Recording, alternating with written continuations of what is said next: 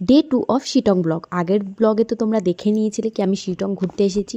তা আজকে আমরা ভোরবেলা 6টার সময় উঠে এত সুন্দর কাঞ্চনজঙ্ঘার দৃশ্য দেখতে দেখতে রেডি হয়ে আমরা বেরিয়ে পড়েছি একটু অহলদারা ভিউ পয়েন্টে যাব বলে।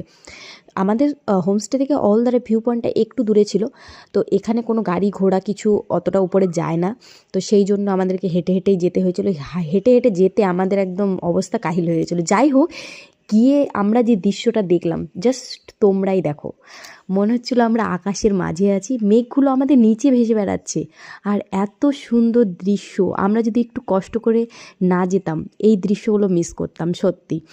মানে এত সুন্দর প্রকৃতির মাঝে গিয়ে যদি প্রকৃতিক সৌন্দর্যটা একটু উপভোগই না করি, তার থেকে আমাদের থেকে বড় তাহলে বোকা আর কেউ হতে পারে না। তাই আমরা একটু ভালো করে এনজয় করে ওখান থেকে আমরা এসেই দেখি আমাদের ঘরের চা বিস্কুট আমাদের চলে এসেছে, তা আমরা ওটাই এনজয় করলাম।